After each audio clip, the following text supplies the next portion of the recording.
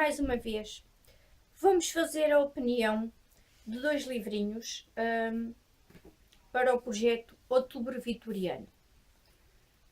Então são Norte e Sul, da Elizabeth Gaskell, e Belgrávia, do Julian Fellows. Ora, este primeiro que eu li, da Relógio d'Água, eu não gostei. Sou sincera, não gostei. Isto conta a história desta rapariga, da Margaret, e é uma seca. Este livro é uma seca. Não acontece nada. A autora, para descrever uma situação, para chegar a algum lado, leva tipo 100 páginas. Vocês leem 100 páginas quando comparam com o princípio, não saíram do mesmo sítio. A história é aborrecida, não tem nada de cativante. Esta personagem principal, a Margaret, é uma coisa detestável, é arrogante, é mal educada, tem assim uns ares de grande senhora quando não tem nada, e não gostei nada dela. Nada. Detestei a protagonista e não gostei da história. Nem sequer há romance. O romance adivinha-se, poderá dizer-se, só mesmo na última página é que vocês ficam, na última página, é que há assim umas esperanças, quem sabe, ou mesmo certezas, de um tal romance. De resto, é zero. A autora arrasta a história por ali. É assim, eu não gostei. Não gostei.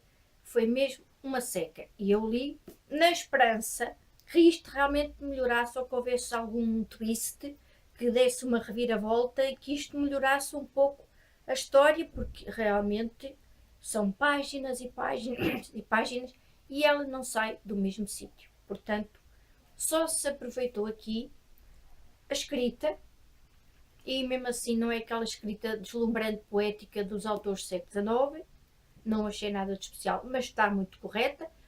Ser da Relógio d'Água também ajuda bastante, porque a tradução por vezes ajuda o autor, foi o caso.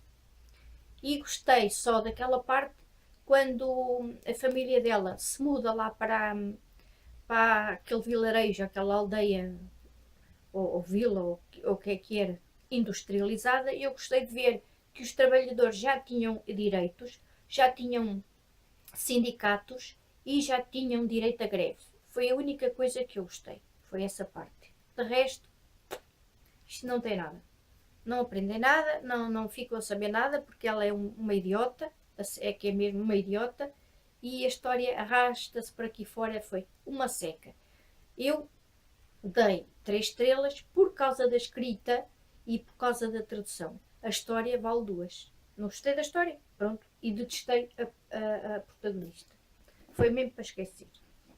Agora passamos a outro livrinho, o Belgrávia, que foi exatamente o contrário daquilo. Este livro foi fabuloso, fabuloso. Adorei, adorei. E só não dei mais de 5 estrelas porque não podia ter dado.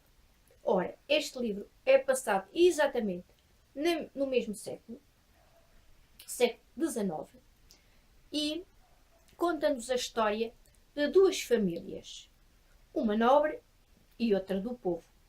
A nobre é de condes e duquesas, a do povo é uma família de comerciantes, mas que têm alguma importância. É um casal e 2 filhos.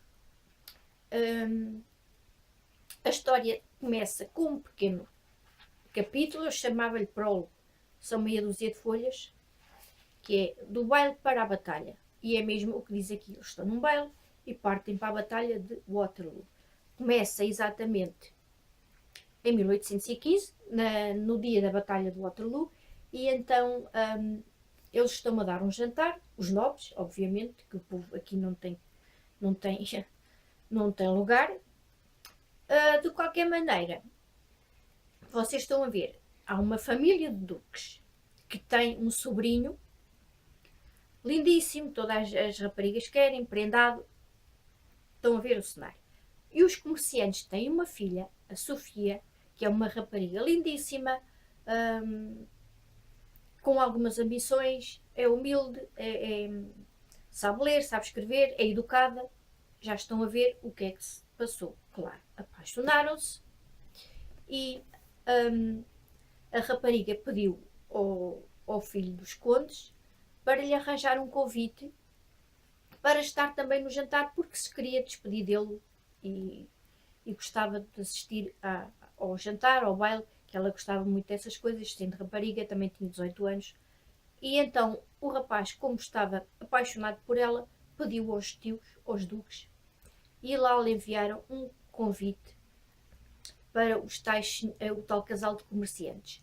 Mas esse tal senhor comerciante também não era assim desprovido de qualquer valor, porque ele alimentava os exércitos da rainha. Portanto, ele tinha algum peso, digamos, na sociedade.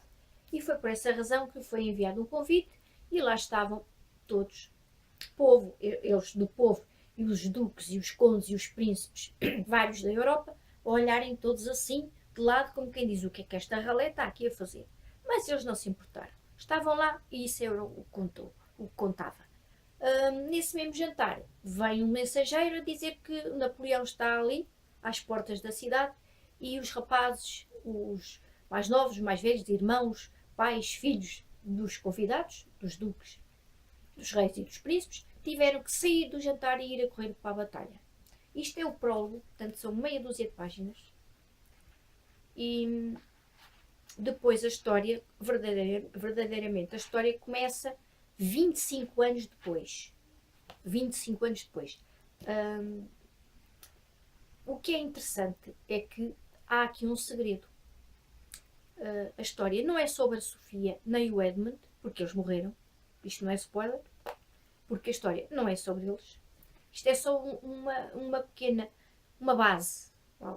A base para o tal segredo.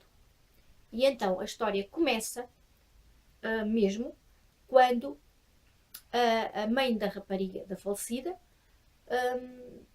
entende que tem aquele segredo guardado e que não pode esperar mais e vai ter que contar a alguém.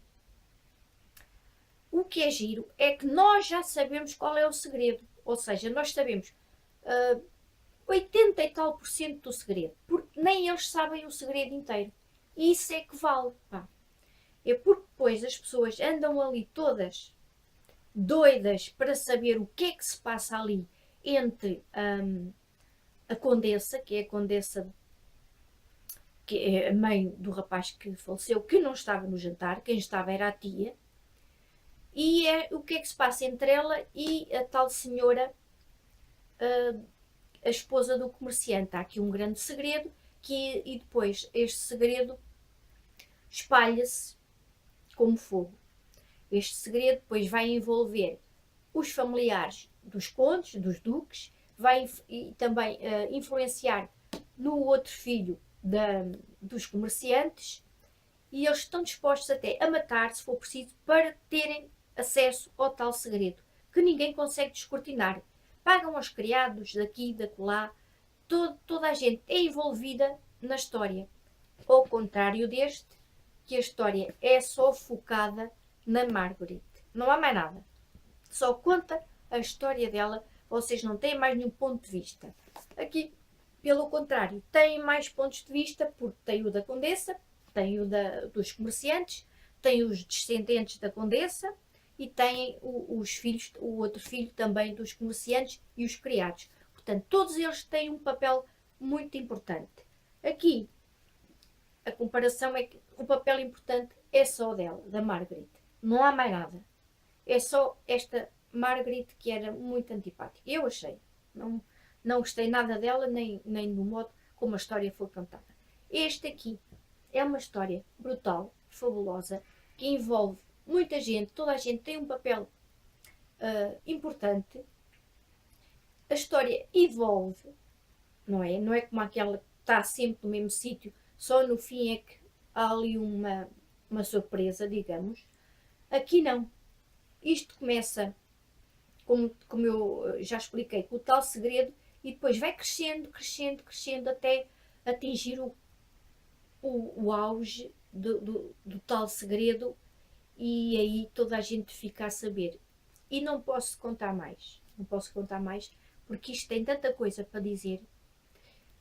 A escrita é bastante boa, apesar do autor ser de agora. O autor está a escrever sobre uma coisa que se passou no século XIX, não é como esta que nasceu no século XIX, diferente. Portanto, esta escrita se calhar poderá ser superior, mas também a presença tem aqui erros frásicos. Se fosse a Relógio d'Água a traduzir, então seria uma maravilha. Mas foi a presença, e a presença continua a fazer os tais erros. Ter morto, em vez de ter matado, aqui esta sala está um sufoco. A sério, pá. Estamos no século XIX. Está um sufoco. Isto é um brasileirismo. Pá, não levem a mal, mas nós não utilizamos essa linguagem, e a presença não está a apostar em bons tradutores. Continua com erros de primeiro ciclo. Acho que, enfim, eu já não vou dizer lá nada, eu não me interessa, olha, já me cansei de tanto dizer que isto não se fazia, que acertem nos tempos verbais, e há assim outras coisas. Continuam a pôr o artigo definido antes do nome em discurso indireto. Quantas vezes é que eu já disse isto? Não interessa. Eu já não digo mais nada. A próxima vez que sair algum livro dele, eu compro em inglês e está feito. Mas ainda assim, é um livro que se lê muito bem. Apesar de nós pagarmos pela tradução, uma tradução que não está grande coisa. Mas pronto, eu sei que há muita gente que não lê inglês e que tem dificuldades até, e então, pronto, comprem em português, porque é um livro que se lê muito bem, a história é brutal, os personagens são fantásticos, a maneira como eles progridem na história é fantástica, toda a história, todo este segredo que vocês têm vocês acham que se sentem têm o poder de alguma coisa sobre os personagens, porque os personagens não fazem a menor ideia do que é que se está a passar, e vocês sabem um bocado, pois não se sabe tudo, porque o autor também não vos disse tudo, disse uma parte, e como as coisas às vezes, como o destino prega partidas às pessoas. Recomendo muito este livro a toda a gente, mesmo aquelas pessoas que não leem clássicos, mesmo aquelas pessoas que não leem enredos passados do século XIX ou tenham algum contexto histórico, eu tenho a certeza que este livro vai agradar a toda a gente. A partir dos 14, 15 anos, isto não tem umas cenas assim, tem uma outra que dá a entender alguma coisa, mas não tem nada por aí além. Então, a partir dos 14, 15, quem quiser, leiam. Isto conta a história de duas famílias e é brutal. Gostei muito, dei 5 estrelas. E pronto. E termina aqui mais um vídeo, e o próximo vídeo será o wrap-up do Spokathon, do Outubro Vitoriano e do Outubro Gótico. E é tudo. Tchau, meninas. Fiquem bem e até ao próximo vídeo.